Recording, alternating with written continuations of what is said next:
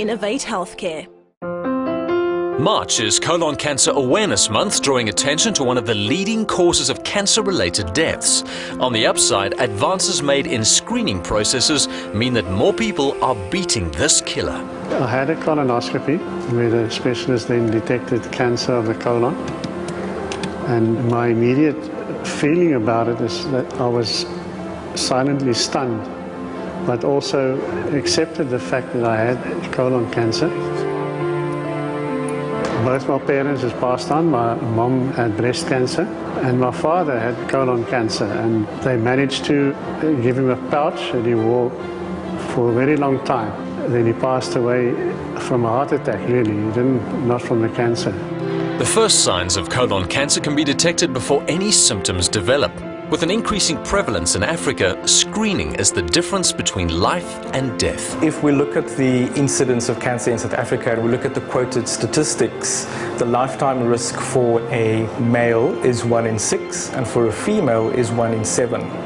And we know when we look globally, and certainly in Africa, as populations urbanize and adopt different lifestyles, the incidence of cancer definitely does increase.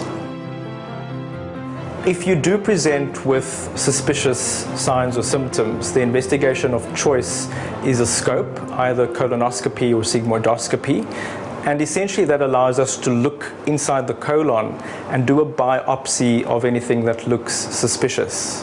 That usually helps to confirm the diagnosis. A family history of breast or colon cancer places you at greater risk of developing the disease. Having experienced both with his parents, Nico's loved ones were understandably shaken. My family's reaction was, I would say, a mixed bag. It was of shock, maybe some anger and disbelief. Why did it happen?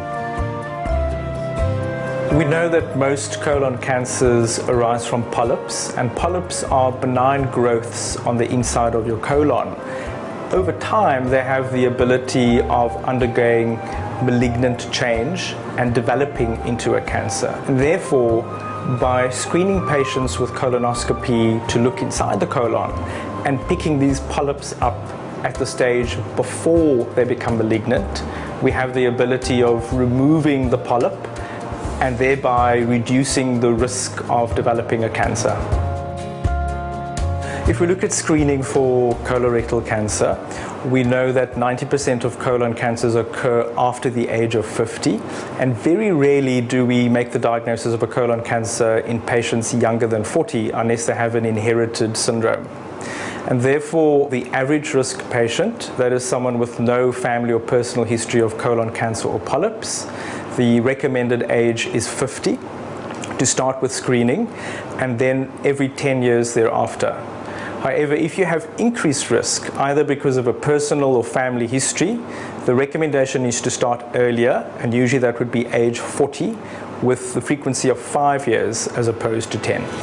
Due to vigilant screening and rapid treatment, Nico has been able to beat colon cancer and enjoy the things he values most. I think what helped me through it all was my family, my children, friends, and Nico being so positive. He was the main one. He was so positive. Many days I used to cry and carry on, but he never seen it. And yeah, I used to get angry as well, but I was fine. It's very, very difficult seeing my dad like that. He wasn't there the day she was born.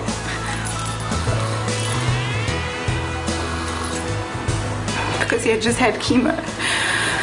And I was very sad. But he came the next day, very ill, very weak, to see his granddaughter and hold her. And I'm glad that he's going to see them grow. The advice that I can give is to have faith, be positive, try and live a healthy life, and last but not least, listen to your body.